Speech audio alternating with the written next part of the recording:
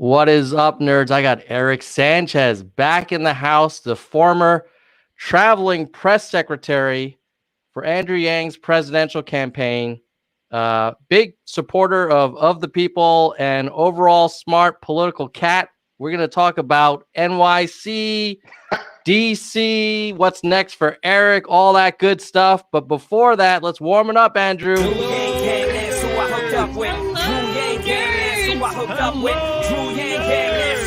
There's no place to hide now that he's arrived. I'm saying he ain't playing now with this campaign. Bang, dang, it's in. Drew, come roll with the gang gang. Drew Yang gang, that's who I hooked up with. Drew Yang gang, that's who I hooked up with. Drew Yang gang, that's who I hooked up. Yo, there's no place to hide now that he's arrived. I'm saying he ain't playing now with this campaign. Bang, dang, it's in. Drew, come roll with the gang gang. Hello, nerds. Hello, nerds!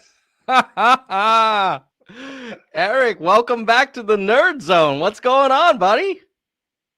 Dude, it's so good to be back with you, Tom. And I love watching that montage and just seeing, like, not only, like, friends, like, former bosses, like, seeing, like, Tim Ryan and Andrew and Evelyn and all. So it's like, watching basically a history of like my life, kind of. So it's kind of unreal.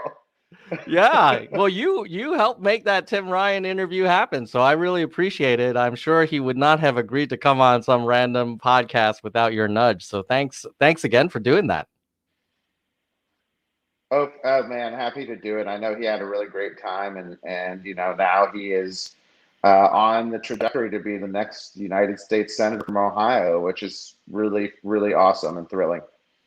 I was super impressed by him. A lot of people in the comments for that interview also said, like, oh, I didn't realize Tim, like he's a very accessible, kind of common sense, like not a lot of drama, not a lot of like manufactured drama. He's just like I don't know, he reminds me of a guy like you'd live next door and he'd lend you his lawnmower, or he'd lend you his power washer if you needed it. No, I mean, and you know what? That's like 120% true. I mean, I matter of fact, like in the very first job I had as a press intern on a random congressional race in Northwest Ohio was when I met him, and I'll never forget it. I had at the time I had a BlackBerry to age things a bit, and I didn't even know what Tim looked like, and I was tasked with picking him up from the airport, and I looked him up, and the first thing he said when he got in the car, he goes, "So when we're done with our work today, have you identified any local bars we can go hang out at?" like you're picking up a buddy, and fast forward a few months later, I was working for him on the Hill, and I mean, he offered me such a great experience in an industry where it can truly be a mixed bag. It was sincerely like a motivator for me to just, like, if anything, do good work because of the environment that he created for me. And I'm, really proud of the connection and the eventual friendship I forged between him and Andrew, just because I just think they're two very determined, very down to earth, and really just two people who simply want to make their communities a better place. And so I think it's really awesome that we got him in the Yang gang, and I know that he's happy for it. And once we, make Andrew the next mayor of New York, hopefully we can draw that attention towards not only obviously our friends who are running for office, but also our friend and Tim who's running for Senate there in Ohio. Totally. I mean, when you think about those two, they kind of make a good combination, don't they? Do you ever think they'd be on a ticket someday together? That would be it gives me a shiver to think about how awesome that combination would be. because yeah, it's just, I think I complement each other in a variety of ways, and they're passionate about a range of topics that, when combined together, I think would be unstoppable. I mean, I just I know at this point they're both singularly focused on this, but I mean, you're also dealing with two very young people that have a lifetime of opportunity ahead of them. If that ever collided, my brain would probably explode. It would be, yeah, like number one, I think they're both, they seem like they're in the Gen X range. So that would be cool to like see the baton being passed from the boomer generation. And the second thing is they can connect with people, and they kind of complement it. You'd have New York and Ohio. That's like a cool combo. They seem like they have good Right. chemistry. Oh, they definitely do. Yeah, like seriously, I think they would have a great time on the trail together too.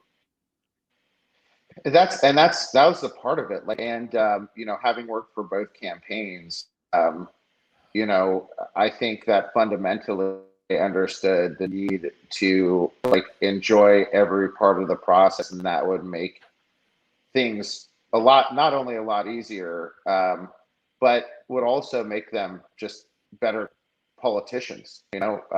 And you know, Tim was always great at that.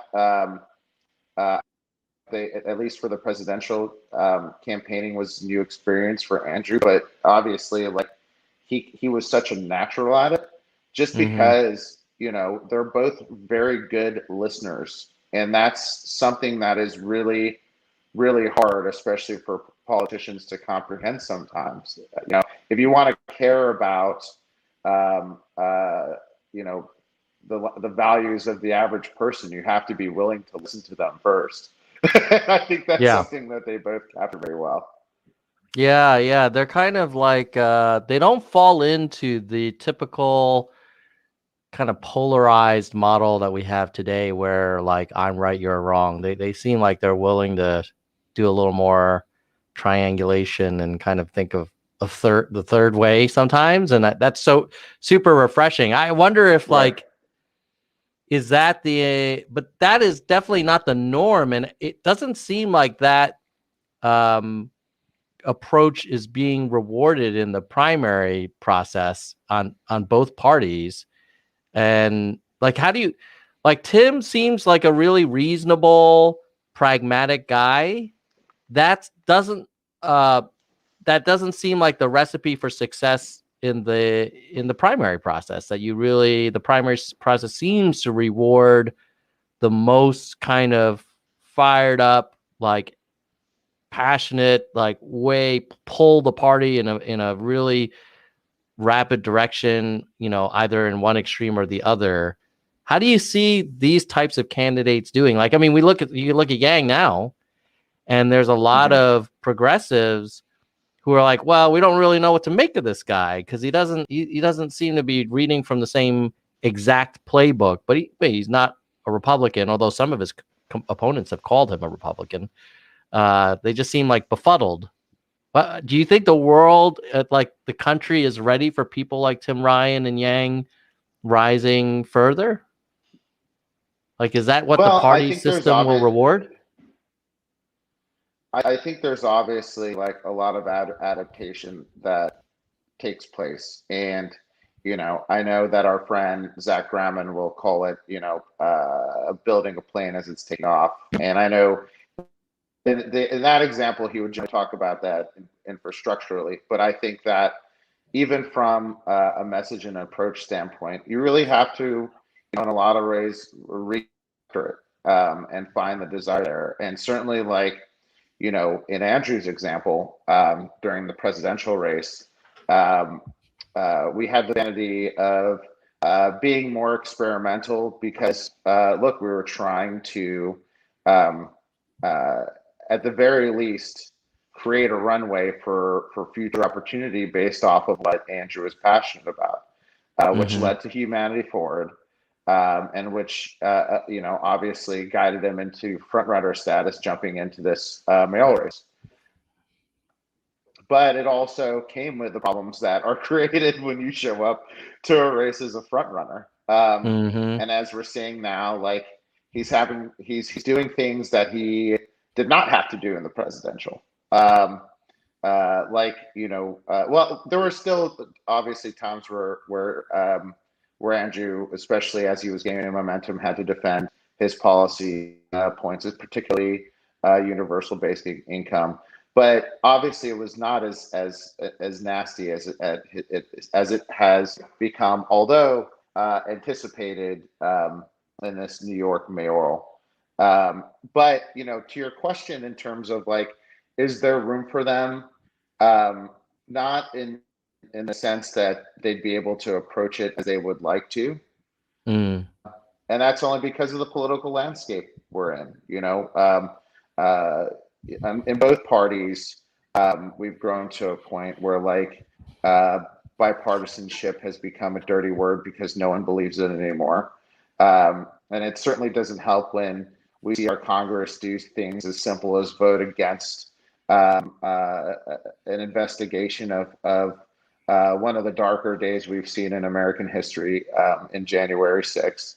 And so it only pulls us further apart, not just between Republicans and Democrats, but within the factions of the Democratic Party. And I think that that's something that we're seeing different candidates, particularly in the New York mayoral, seize and take advantage of.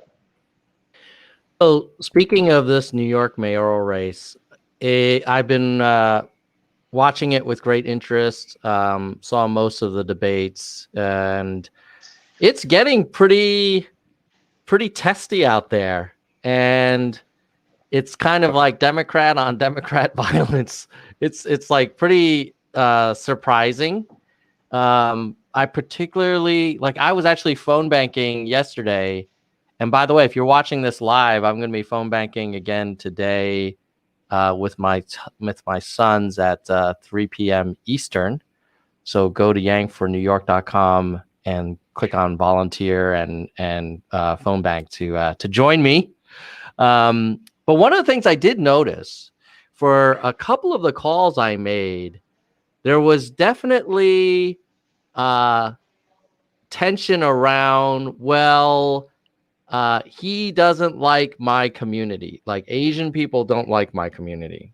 And I was like, whoa, that is just like, I was a little surprised that, it was also like, well, but he's not really from here. And you're like, all these, he's from elsewhere. He's not a New Yorker. I know he's lived in New York for 25 years, but he's not a real New Yorker. And I was thinking, my God, it reminds me when I was phone banking for Obama and calling up Ohio voters in like 2007. And they would say like, oh, where's he really from? And he's not really an American kind of thing.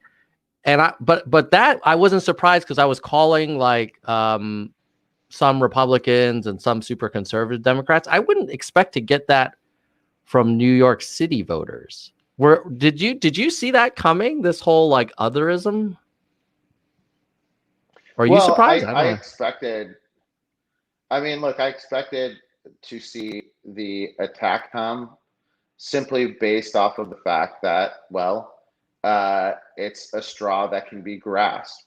But to question his New York credentials, I think is not only absurd, but also I think asinine when it comes to his capability to lead a city's government. Because if you think about it, and particularly as a result of the pandemic, I mean, the problems that are happening in New York are the same problems that are happening in my city of New Orleans, and the same problems that are happening in Los Angeles, and in every major city.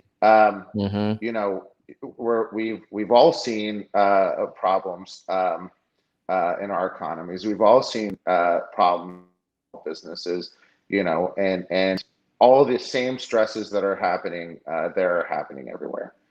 And so I honestly think that, this narrative that Yang is out of touch because he doesn't understand New York, or that Yang is out of touch because he doesn't understand New York government, and some of the opponents think they're better because they've been in the government for a long time. I wouldn't think that that's a pride point, because guess what? Their city government hasn't been working at all. So it's like if anything. And I remember I had a friend's dad, and this was years ago, who I was elected to the state of Virginia, and I had the pleasure of joining him for a swearing in, and he gave a really nice speech. And one of the things that really sat with me was like, the nice thing about having someone start in an elected office for the first time is that they enter it with fresh eyes. And I feel like Yang's opponents, because of all this experience that they've been touting, look at their opportunity with rose-colored glasses. And when you look at things in rose-colored glasses, all the red flags just simply look like flags. So, whereas you have Andrew, who has been able to talk to and I think has had the benefit of being able to talk to folks outside of New York to understand like how the national climate can really impact. Because when you look at what happens, and everything that happens in New York, and being the mayor of New York, I've been told multiple times, is essentially the second hardest job in the country next to being president of the United States. But I mean, the solutions that he's offering right now, and I feel are in a lot of ways similar, but in a lot of ways different, and really curated to New York. And that's because, Andrew has taken the time to meet with literally every stakeholder in that city to understand its problems. And his opponents cannot say the same. I've talked to reporters who tell me, that they've spent more time with Andrew, and Andrew's been the most visible and the most accessible. And obviously that comes with its gifts and its curses, but at the same time, that's what you should be doing. You should be spending your time doing exactly what Andrew's doing. Yeah. Speaking of the media, I'm not surprised that Yang is very accessible and willing to really talk at length to whoever is interested. What I am surprised about is I still feel like at least there was a period of time where he was clearly the front runner. I know now he's like in a pack of three, but there was probably the good, call it January through March, April, where he was the front runner, but he really wasn't being covered that way. And there was like, well, there's so many people undecided, and, it's Yang and these other people, but it wasn't like, as an example, the way they covered, let's say when, let's say Hillary ran in 2016 or whatever, like it was very sort of diluted coverage of Yang, and now is becoming increasingly skeptical and dismissive. Did you see that coming? Is that just like, hey, welcome to politics, nobody gets good treatment? Or do you think like Yang gets a little bit less? I have spent a fair amount of time just observing mayoral elections pass in New York. And, my friend Liz Smith, who worked for Mayor Pete, obviously worked in that city extensively as well. And it is truly, but at the same time, and to your question, I still think Andrew still gets a raw deal from the media, even though, like, obviously now they've been covering him, and in some ways, the New York Post I've never taken seriously forever, and their headlines I assumed were always going to be negative. But I have to say, an adjective kind of left out here, and I have to just be frank here. I think the coverage or lack thereof has been spurred by a little bit of racism. And I know that sounds a little extreme, but I do think that sometimes Asian candidates don't get the credit that they deserve in the media and in as well. And I, you know, would spend more time trying to pull the research towards it, but it's. I mean, I'm not just speaking towards obviously the cartoon that caused so much controversy, but I really feel like in some senses Andrew has had a harder time being taken seriously because he is Asian American, and that is upsetting to see. Yeah, I tend to agree with you, and I don't think it's malicious or someone's like, well, I'm going to try and purposely suppress this candidate because he's Asian American. I think it is an unconscious, like, well, surely that guy can't be the front runner. Like I was watching Morning Joe, and I think they mentioned that they were talking about the New York race back in like February, and Joe was saying like, and can you believe it? Andrew Yang is leading in the polls, like as if it were a punchline. And you wonder, like, Right. well, I don't think you'd say that about other candidates. So what is it about this guy that makes you so shocked and surprised that he could actually be leading in the polls? Yeah, it's unfortunate. Right. And it's like, and obviously like you and I both know and our friends know, Andrew likes to have fun. He likes to have fun online. He likes to have fun in person. He will appear in music videos. He will skateboard and do all those things, but it's not him. Like, it's not him placating. It's not him trying to create, stereotypes. That's just Andrew being Andrew. And unfortunately, the media perceives it differently. But in some ways, I do feel like, at least in some of the pundits' eyes, like, his race plays a role, and like you said, but maybe subconsciously or in a different way, and that's really and truly unfortunate because Andrew is an incredible leader. One of the things that I mentioned in a call last week that I joined, when the pandemic hit, and local, state, and federal governments couldn't figure out a solution how to help people. Andrew was in New York City, giving a lot of money away to New Yorkers before any other entity decided that it was a good idea, and did that from an unelected role, just calling friends to get the resources to be able to do that.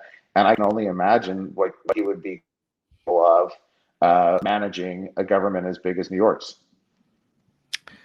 Yeah, I wonder if you were on the campaign today and with 2 weeks and change left, do you think he should kind of go out of his way to be a little more buttoned up and maybe less basketball games with paperboy prints and that kind of thing? Because like a lot of us see that and we're like, oh, Andrew's being Andrew. He's an approachable guy. He's a normal guy. It's fine. But if other undecided people don't see the serious side of Andrew, then that's a missed opportunity. Or do you think we should, let Andrew be Andrew? How would you advise him? Well, I'm getting a really strange sense of deja vu right now, because I feel like, not you and I, but generally speaking, the campaign had a very similar discussion a month out from the Iowa caucus as to how things should be shaped and the type of media opportunities that should happen and things that we should prevent or allow to happen. And I honestly think that Andrew is his best when he is authentic. And, I feel like obviously on the paid media side, things are certainly buttoned up. And, look, when he hits the debate stage, he takes it very seriously.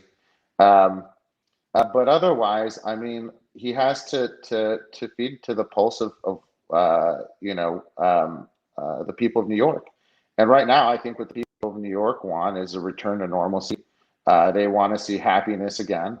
What they don't want to see is the vitriol that has unfortunately entered this race. And I understand, like, it's gotten to the point now where Andrew is having to do something that he's never done before in terms of responding to the attacks and calling power into the accusations that his opponents have hurled at him, which, it's something that I feel is a local desire, certainly. But it obviously being outside, it's surprising for me because I'm not used to seeing Andrew like that. I'm Yeah. very much, I'm very much used to seeing, the Andrew that complimented Tom Steyer on a debate stage for his contributions to climate change. And so, it's different, but you know what? Like, sometimes, and especially with some of the nastiness that has entered this race, I think it's just become a little bit more imperative for him to show New Yorkers that, as mayor, he needs to be able to greet some of this criticism by taking at least the feedback and the information that he knows and responding to it accordingly. So yeah, I mean, it's unfortunate that the race has gotten to this point, but I can't blame Andrew for. Um, and I think that the approach he's taking is certainly a fine one, and at the end of the day, he has more policies than any of his opponents. He's been more visible than any of his opponents. He's worked harder than any of his opponents, which was something that I predicted on day one, because I just knew how much work he had put into Humanity Forward and how much work he had put into presidential. I mean, look, Tom, when we wrapped up in Nevada, the first thing he did after he got off plane in New York was sit down with Zach and the core team in New York and put Humanity Forward together. And that was any other politician in his position who had just done what he did would take a long break, and he simply has not done that since 2017 or whenever he started forming the presidential, which is wild to me. So I can't imagine.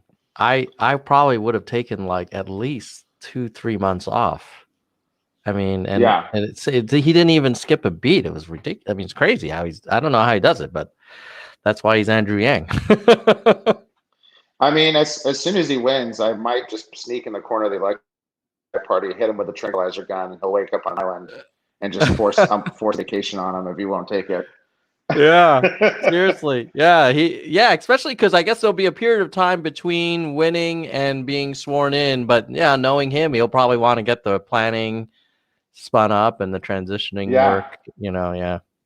So, well, tell me a little bit, Eric. It's crazy. Eric, I remember months ago, you were talking about maybe you would put yourself out there as a candidate. Tell me a little bit more about that thought process and how it all shook out. Yeah. And yeah. So down here in my congressional district, our sitting member of Congress, Cedric Richmond, who had been in office at least for over a decade, had decided he'd down to take a job in the Biden administration. And this was right around the holidays. So we had a special election here in March, and then a runoff in April. And so, at the time, I kind of, gave some real serious consideration, especially given the time. I felt perhaps like it might be an interesting idea to enter what was going to be a very crowded race. And, my thought process was, hey, let's use the same hustle that I learned from Tim and Andrew. Obviously, I feel like, given my background in messaging and at least my baseline understanding of the community, especially during the pandemic, what some of the needs would be. But ultimately, what it came down to was two things. My family wasn't prepared to have my investment go full time into a campaign. Obviously, that's the most important thing. But also, and I'm really working on this a lot, is getting a better understanding of the community, and all the different uh, relations that exist within it. New Orleans is certainly a complicated city. We have our own problems. We're like one big storm away from having, another Katrina-sized problem on our. And so I felt like, especially at the time, and with time running out, being able to pull the resources necessary to be able to mount that would have been difficult. And ultimately, at least the gentleman I supported in the race, who unfortunately did not win, his name's Gary Chambers, and I have forged a really close friendship. I actually recently helped him stand up an organization called Bigger Than Me, which is going to be focused on helping raise the awareness and cause of progressives running in the Deep South, and really looking at it from a hyper local standpoint. Because look at a lot of these local races, like in school boards and city councils, they're so abundant with opportunity where we don't have progressives elected. And that's because just hasn't been interest in these races before, but they're so easily winnable with just a little bit more money involved to help elevate these candidates into these spots. And if you look at the way that things are trending now, more and more attention is happening at the local level, with all the gridlock that happens in Washington. But in terms of kind of my own personal political ambition, I mean, that was an interesting opportunity. In the meantime, I've really enjoyed being able to. I really enjoy, and even just giving advice to people who are interested in running or helping build structures within some of the client work that I've been doing. But who knows? I mean, if something presents itself in the future and the timing feels right, and I still have the energy for it, I won't necessarily rule it out. In the meantime, I'll just, keep understanding the climate and see where I might fit in. So who knows? Maybe sometime down. But, I'm excited by our friends who are running, folks like Wendy Hamilton and Erica Rhodes, and so many others who are inspired by Andrew's race to take up the torch. And so, I think I'll be spending a lot of time helping them out, starting with Andrew, obviously. And I plan on getting up to New York next weekend to do just that. So tell me a little bit about the advice you give to people who are thinking of becoming first-time candidates. Like, what questions should they answer for themselves, and how should they make that decision? Because it does seem like a pretty huge decision. Well, I think question number one is, can you afford to do it? And I mean that in a real tiered sense. Like, if you have a family, like, can your wife and or husband and kids, if you have them, afford to have you away doing this campaign work? Can you afford, from a professional standpoint, to be able to either take time from work or having a source of income that allows you to be able to be a full-time campaigner? Because and this there's data to prove it, there's science to prove it. The most effective campaigning happens because of one-on-one conversations. If you don't have the time to hit doors, to make phone calls, to do those things, whether it's for voter engagement or for fundraising, I mean, you're pretty much setting yourself up for failure. And I think that's the most important question to ask. Like, that's an evaluation you make.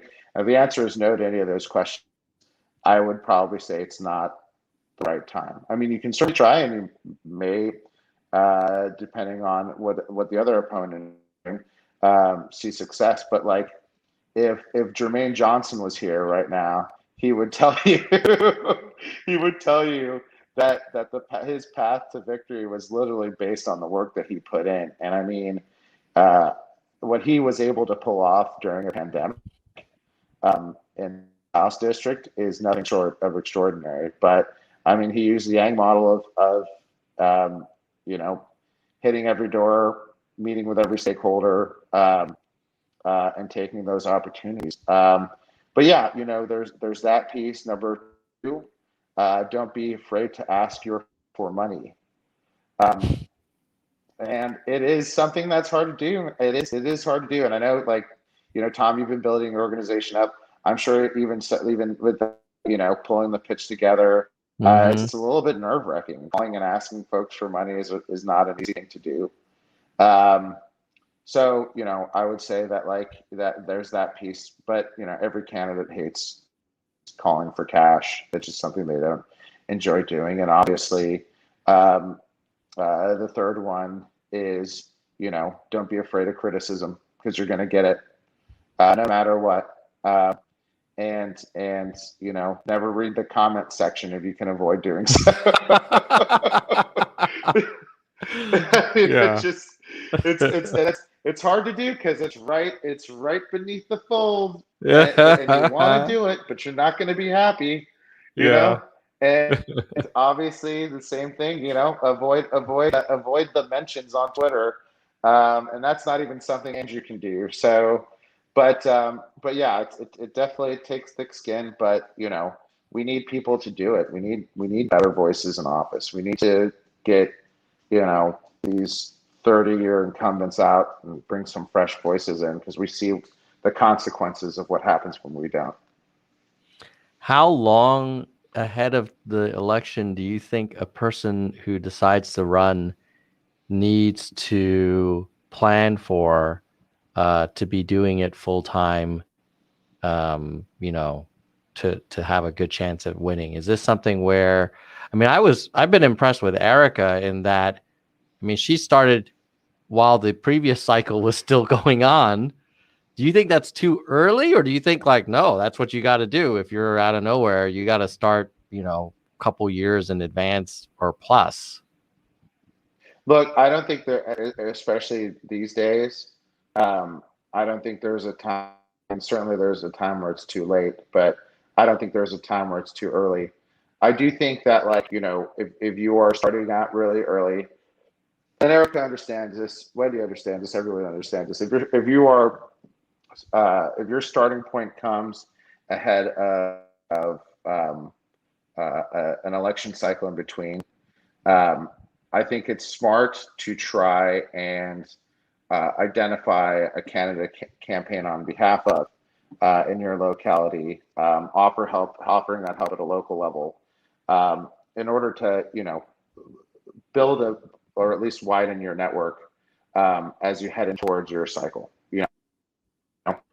Because I think one of the criticisms times folks can get when they start really early, if they have an election cycle, is well, what did you do to help elect so-and-so? Or, how did you, and look, if there's an ideological problem there, that's one thing.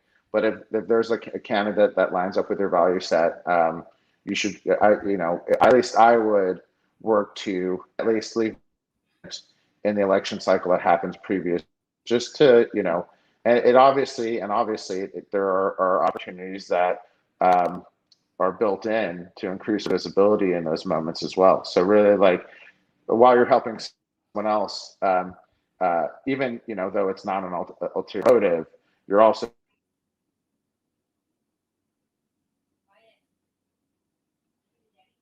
because you're a team player, you reap the reward of that in the long term, doing those other pieces. Eric, tell me a little bit about what office to run for, in that when you and I talked about Of the People, my initial hypothesis was, we'll try and help candidates run for Congress, first-time candidates run for Congress. And one of the pieces of advice that you gave me, and others did as well subsequently, was, hey, don't forget about local races, local offices. And you look at Jermaine Johnson, he didn't decide to go for the U.S. Congress his first time out. And I then subsequently also found some interesting statistics that like 80% of sitting congressional representatives previously held local elected offices. But a lot of Yang Gang are like, hey, if AOC can do it, so can I, kind of thing. And I'm curious, like, how do you reconcile that? There are examples of people who come out of nowhere on all sides of the spectrum. I think like Lauren Boebert was like owned a restaurant or something, and now she's in the U.S. Congress.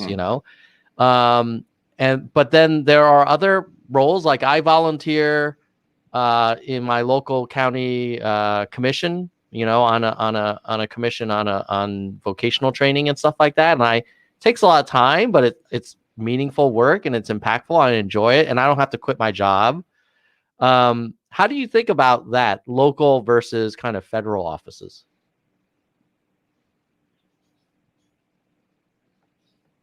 Oh, Tom, sorry, you broke up just in the last piece of that question there. Oh yeah, I was just saying, like, how do you recommend to people if they're thinking about engaging in the political process at their town or city or county level versus going for the big federal office right out of the gate? No, I think that's a great question. And look, you know what? I wouldn't discourage anybody if they felt the conviction that they had the pathway to success to run for Senate, to run for Congress. I mean, look, Andrew ran for president. Right. Yeah, exactly. as his very first office. The sky is the limit. If you have the narrative that speaks to you, if you have life experiences that speak to you, if you have a network to support you, then by all means, reach for the stars. At the very least, if you're unsuccessful, certainly like Barack Obama lost a congressional race. There's the opportunity is there, so long as you continue to remember why you entered the political sphere to begin with. But I will say, there are a lot of opportunities at the local level to make impact.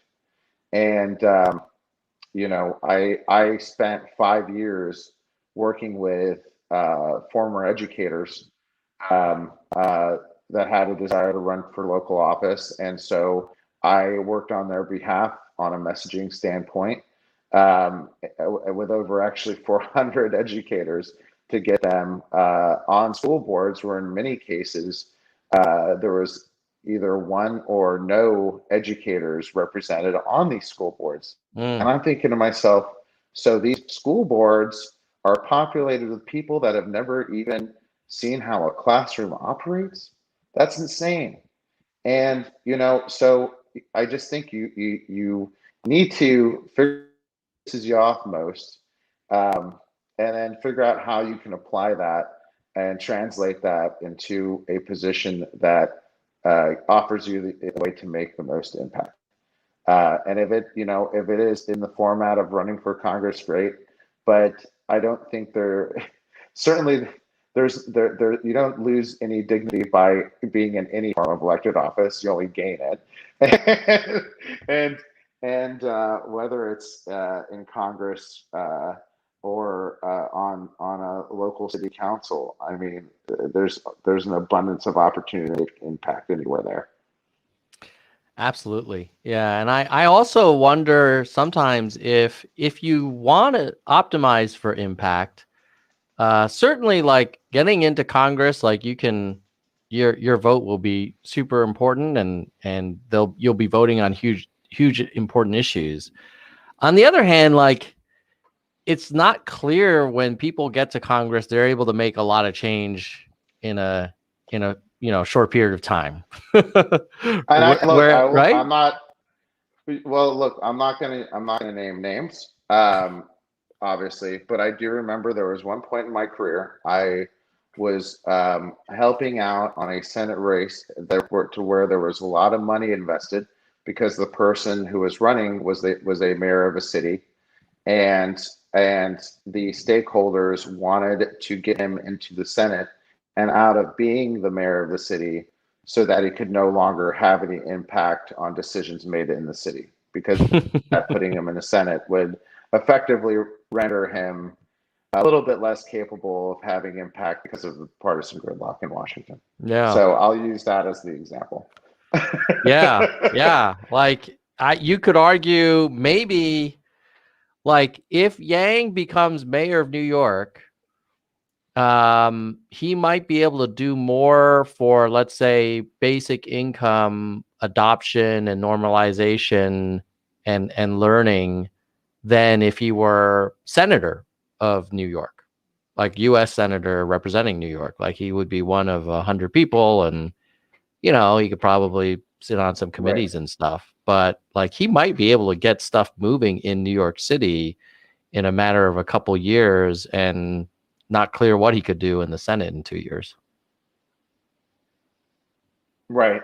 But also, I think his role as mayor would really, especially in a post-pandemic New York, play such a crucial role in making people like feel good about being in the streets again. I mean, and I've said this before, like a city is not great necessarily because of how its city government operates.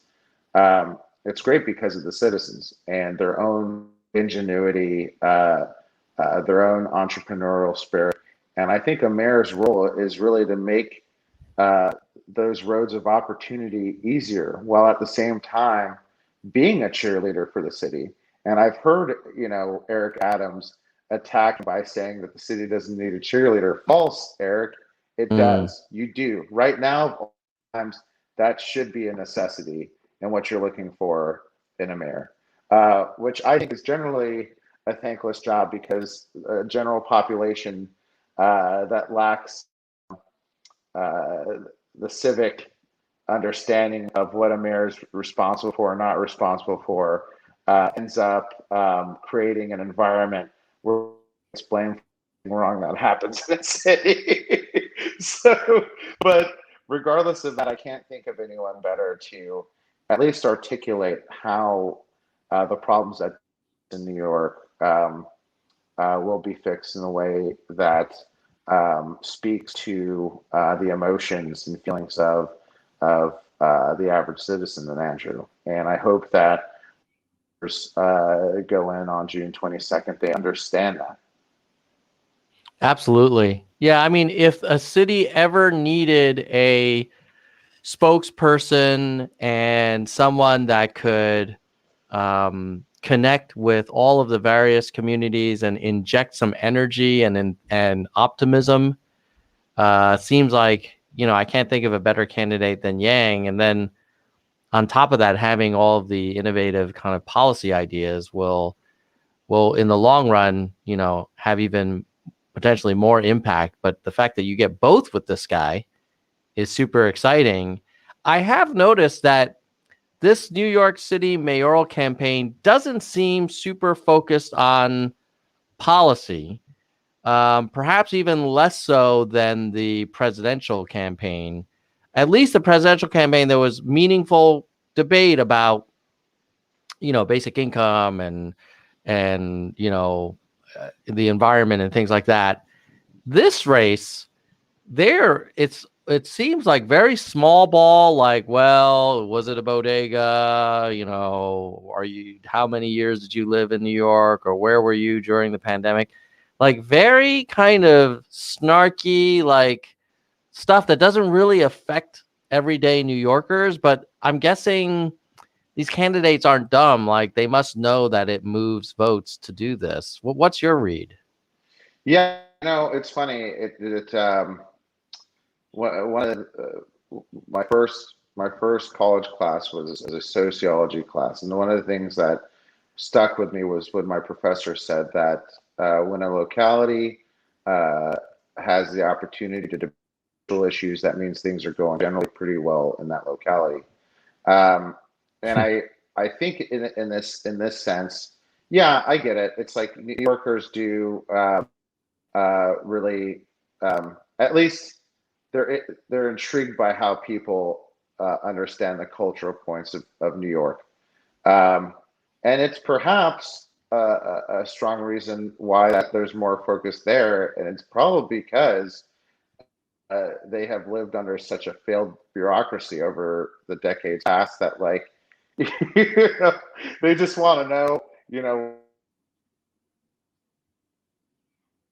that are running for office at least understand what they care about from that cultural standpoint, in a sense, more than whatever policy points they might provide, because perhaps they don't have faith that someone elected can actually execute them. And certainly they've seen that.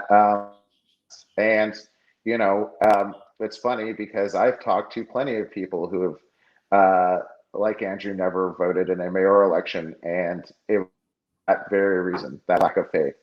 And so, it's hard to want to vote for something when you know that you're just going to be let down by the entity. But I think this is the first time where New Yorkers are actually invested, especially after the shortcomings of this current mayor, to be able to say, we want to actually focus and shape the change of that leadership. And my hope is that, this message of new and focused energy. And honestly, I love Andrew's slogan, "Hope is on the way," because I think that's something that New Yorkers should be able to identify and desire.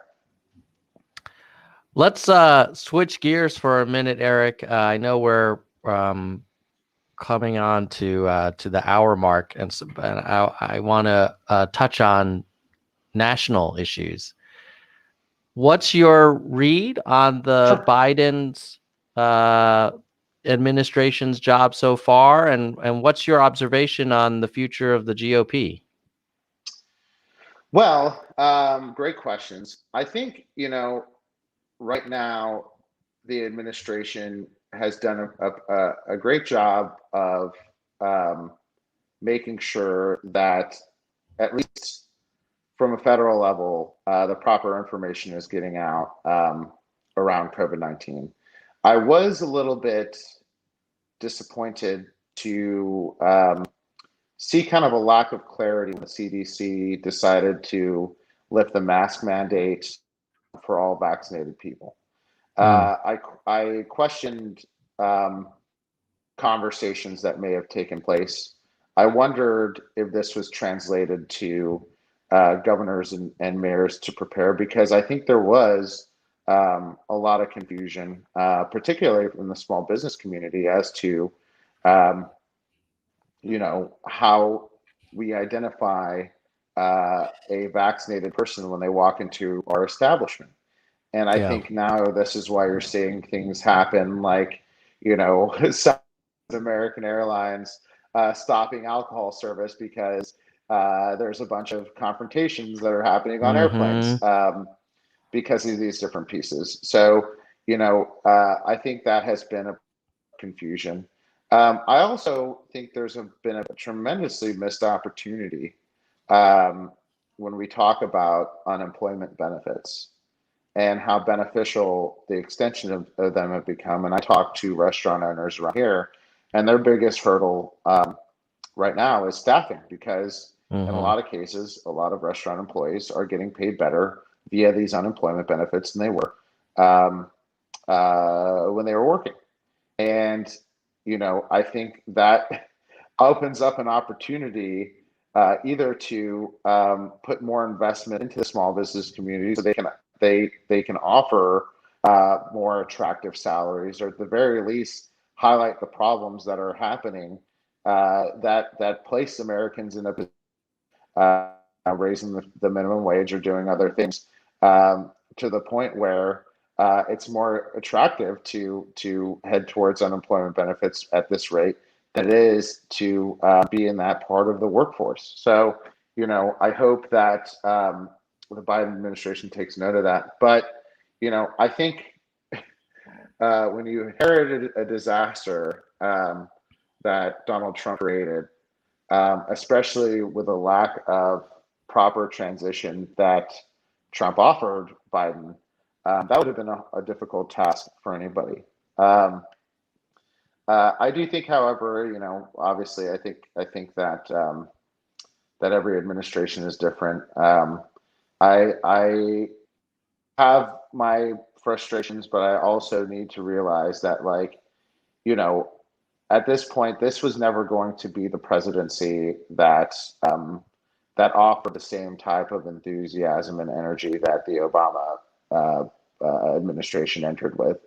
And that's okay. It's okay that I think it was a Newsmax headline that read in all bold caps, uh, Joe Biden is boring with like 8 O's. And you know what? After everything that happened in the course of the past 4 years previously, boring is okay as long as stability exists. And as Biden heads into the G7 summit, I'm excited to see world leaders approach our country again in a way that we are allies and not aggressive, almost borderline dictators. So I think that's something that's a relief. Now, your second question on the state of the GOP.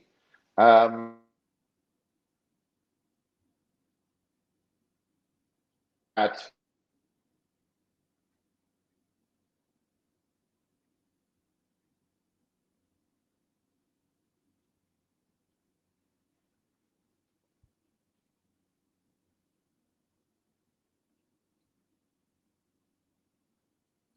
Uh-oh, Eric. I may have lost you there.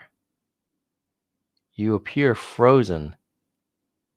Can anybody else hear Eric?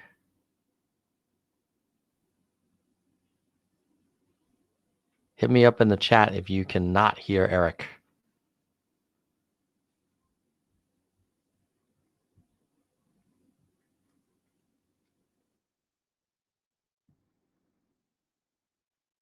Oh, we lost Eric. Hopefully Eric will be joining us shortly. While he's hopefully coming back, I'll share my thoughts on this Biden administration. I am very impressed.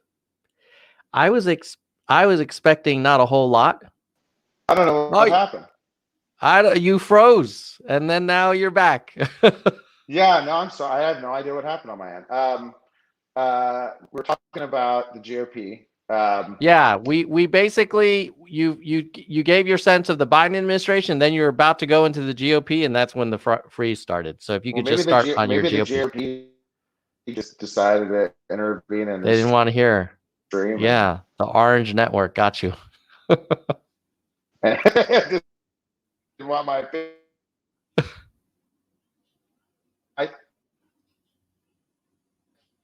Oh, rats. Eric, you're frozen again.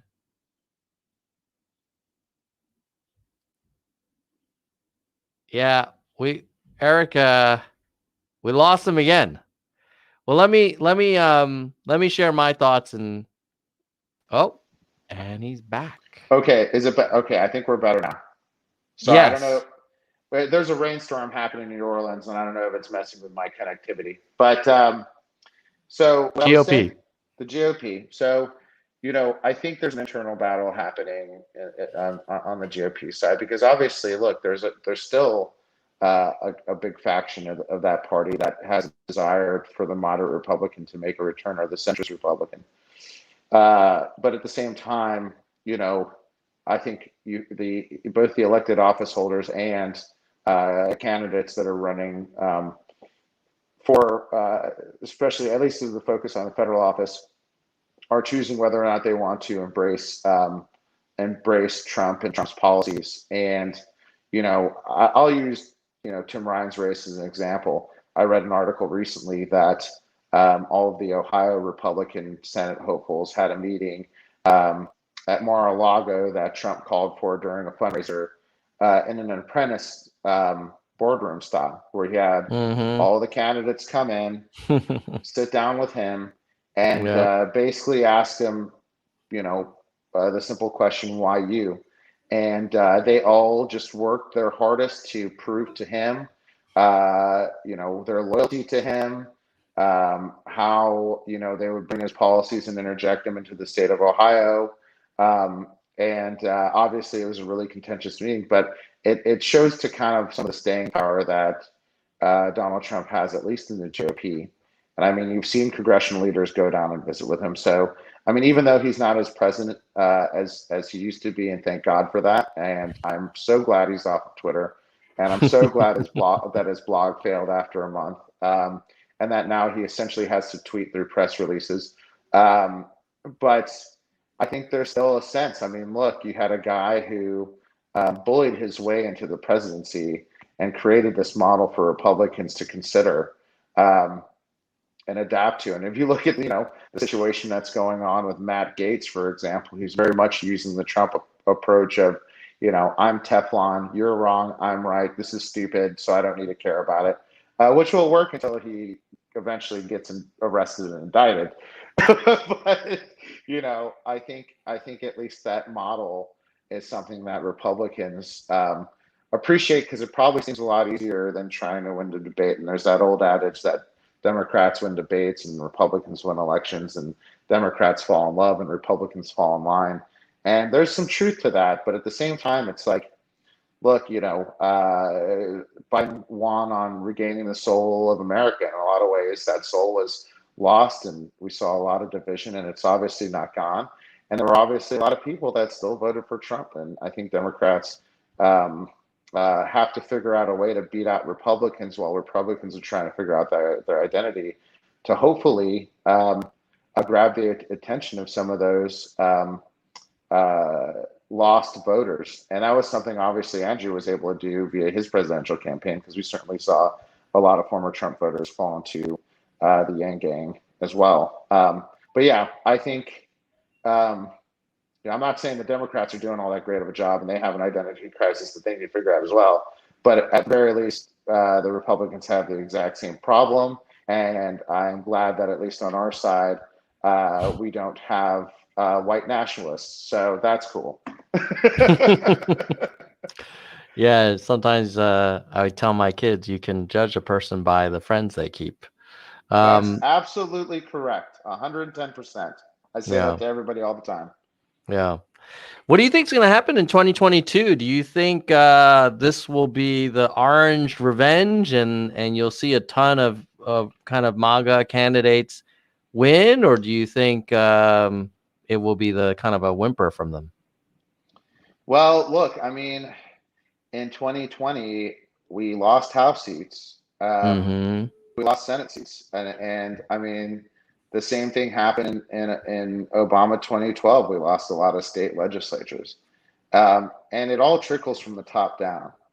The Biden administration has a real job to do in making sure they tout the success of the vaccination rates. And they should really start working that campaign now and start taking note and listening to the desire of what is happening at the state and local levels in terms of the messages that'll resonate best.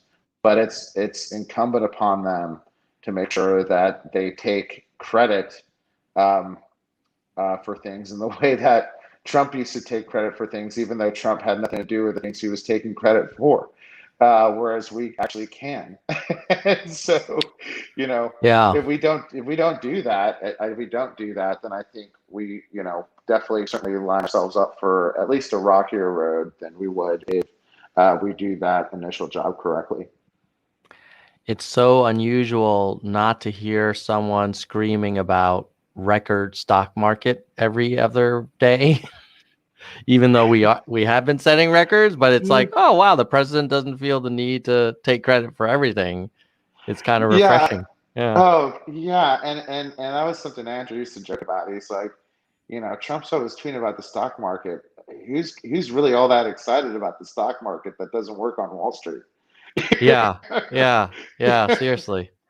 I mean, it's a very, like, I think Trump, that the whole Dow Jones, like, I remember growing up in the 80s, that was considered the bellwether, but it seems so kind of previous generations' way to measure an economy. Yeah, But same thing, yeah, and same thing with the GDP, right? Like, and that's yeah, something we yeah, used to yeah, talk about all the yeah. time. Just these archaic structures of how to determine how well a country is doing that just need to become obsolete. So yeah, that part is interesting. Eric, let's just hit a couple of audience questions and then we'll wrap up. Sounds great. Would love that, Uh, Tom. all right. Mike CK, who's a Nerds for Humanity member, says, why do you think the activists are against Yang so much? He's the guy with all the plans and policies that they are advocating for that would benefit communities that they say they care about, and they're just really uncomfortable with him. What do you think's behind that? Well, and I think this is a narrative that Andrew's opponents perpetuated of being like a celebrity candidate, which is, the same criticism a state senator from Chicago got and Barack Obama when he ran against John McCain. Now, I think activists are probably skeptical because um, they haven't had a chance to understand Andrew from a lot of contextual standpoints. And certainly, I don't want to touch the Israel Palestine issue at all, but like I think that when they think about things like UBI and others, I feel like at least I would say activists in New York um, probably just haven't had a chance to get to know Andrew as much as they have probably been surrounded around some of Andrew's opponents. And in that reality, I think the unknown to them is why they have been so critical of him. What I don't understand is being activists, not understanding that rule number one of activism is starting a conversation and moving from there. I certainly did a lot of activism back in Washington. And, the first thing I did was try to start a conversation. And if that conversation went poorly or didn't happen, then I took to the streets. Then I started Mm-hmm. that. I think it's been really convenient now with social media tools like Twitter in particular, to be able to offer some unhelpful takes in regards of what is perceived about Andrew and what the reality truly is. And that doesn't extend from the activist class; it extends to the consultant class, and certainly the blue check pundits that exist on that medium as well. Yeah, it'll be interesting to see if he can punch through some of that skepticism, because that one tweet, man, drove a lot of energy and conversation and almost kind of overshadowed all the other things that this guy's trying to do. And by the Yeah, way, like, he doesn't really run foreign policy anyway. So, I was, and I love him to death, and I respect his willingness to offer opinion, but I don't think Bill de Blasio spent any time as mayor of New York in Israel or Palestine to figure out what was going on over there. That's really not the role of a mayor. But I understand that there are communities and voting blocks within New York that are that have the issue in mind, but that just does not fall into the purview of mayor. And it was an unfortunate situation. Obviously, it was disappointing to see just all the negative reaction, but it's a very hot issue with a lot of passionate viewpoints. I will not be wading into that because as a private citizen, I feel like it's better for real stakeholders to take note. But I understand the passion behind it, and it's just truly an unfortunate episode that played out there. yeah, you got to imagine if there were a time machine, knowing what we know now, I would have preferred that tweet not have been sent out. But let's look at the Correct. next. Yeah, I agree. Irrespective of where you stand on that policy, like, that was not a helpful use of a week's energy No, for a mayoral campaign. Yeah. correct. The Royal Pheno is saying, hey, there's a super PAC that has big GOP donors that does support Yang.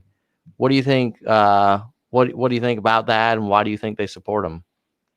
I've never seen, and I've heard this criticism in the past. I know the PAC that this is touching base with, but I think that that really kind of speaks and translates to Andrew's capability to be the type of leader that will bring the type of energy that any type of New Yorker that can truly relate to.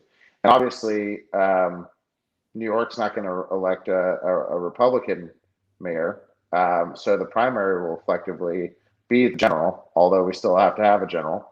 But I feel like that type of energy and attention was around during the presidential as well. I had plenty of Republican friends tell me that if Andrew were the nominee, that they would definitely support him just because they like, his take on economical issues.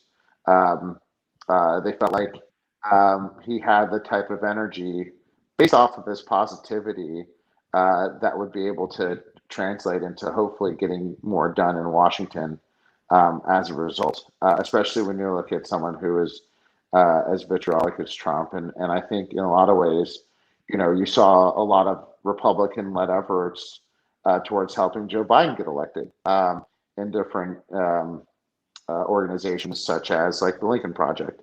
So I'm not surprised that there's Republican enthusiasm around Andrew. They probably also see that he'll be the type of leader, again, that'll bring the type of energy into New York and the type of policies that'll be friendly to the small business community.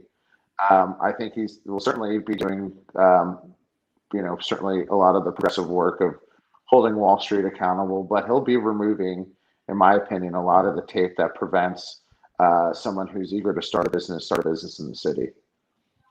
Yeah.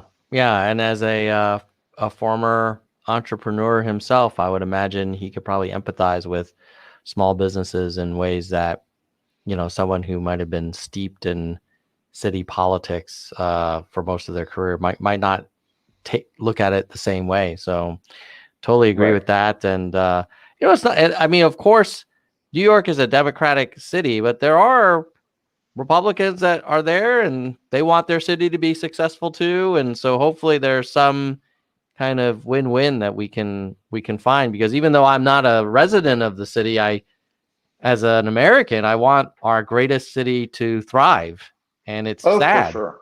It's sad seeing what's going on there now. Yeah. No, for sure. I mean, people look towards New York as really the sphere of what we will see happen in other major cities around the country. And I mean, it is the entry point for commerce and so many other industries that it'll be important to have strong leadership there.